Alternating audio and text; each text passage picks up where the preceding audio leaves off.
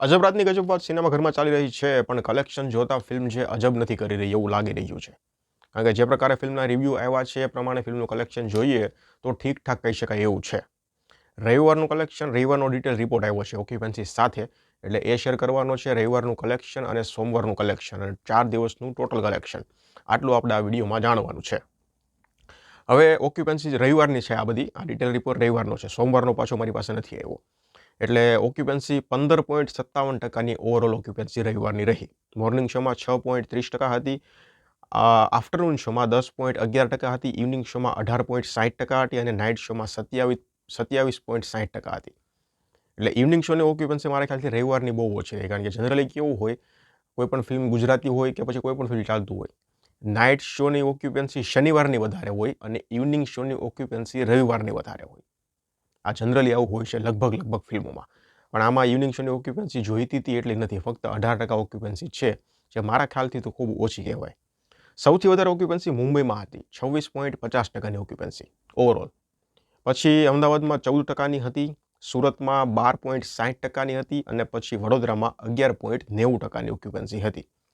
આ overall occupancy હતી.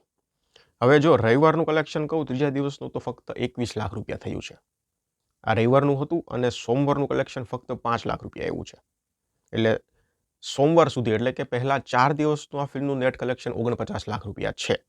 આ સોમવાર સુધીનું. મંગળવારનું અને બુધવારનું કલેક્શન જ્યારે આવશે ત્યારે આપણે આગળ વાત કરી લઈશું. પણ ઓવરઓલ ઓક્યુપન્સી, ઓવરઓલ કલેક્શન 4 દિવસનું જુઓ તો ફક્ત 49 લાખ છે. એટલે એ ઠીકઠાક કહી શકાય એવું કલેક્શન છે. પણ હવે આશા કરીએ કે ફિલ્મના રિવ્યૂ તો રિપોર્ટ બહુ સારા છે, એટલે ફિલ્મ લાંબો સમય સુધી ચાલે અને ધીરે ધીરે પણ સહી ફિલ્મનું જે કલેક્શન છે એ ખૂબ સારું એવું થાય એવા છે. કારણ કે તમે ઉડનચું જુઓ, ખૂબ ધીરી ગતિએ ચાલી હતી, પણ એ 4 કરોડ સુધી ફિલ્મ પહોંચી ગઈ. અને આના પહેલાં પણ ઘણી ગુજરાતી ફિલ્મો એવી હતી જે ધીમી ગતિએ ચાલતી હતી, પણ પછી એને એમ એકદમ કહેવાય ને કે એનું જે ટોટલ કલેક્શન જુઓ ને તો 7 ને 5 ને અમુકનું 6 સુધી પહોંચી ગયેલું કલેક્શન. પણ શરૂઆત ધીમી હતી, તો આનું પણ એવું જ છે, શરૂઆત ધીમી છે, પણ આપણને આશા છે કે જે પ્રમાણે રિવ્યૂ છે એ પ્રમાણે ફિલ્મ છે એ લાંબો સમય સુધી ચાલશે અને કલેક્શન 5 કરોડ સુધી તો મિનિમમ પહોંચી જશે. પછી તો જોઈએ હવે આગળ, પછી 2 ફિલ્મો આવે છે, મેટ્રોમની છે અને પેલી આ સાસણ છે, અને એના પછી તો સીધી ડિસેમ્બરમાં શરૂઆતમાં પુષ્પા છે. તો ત્યાં સુધી ચાલે છે અને શું સમય છે અને કેવું ભવિષ્ય છે ફિલ્મનું, એ થોડા સમયમાં આપણને ખબર પડી જશે. બાકી ફિલ્મ તમે જોઈ લીધી હોય તો મને કમેન્ટ સેક્શનમાં જણાવજો આ ફિલ્મ તમને કેવી લાગી. ધન્યવાદ.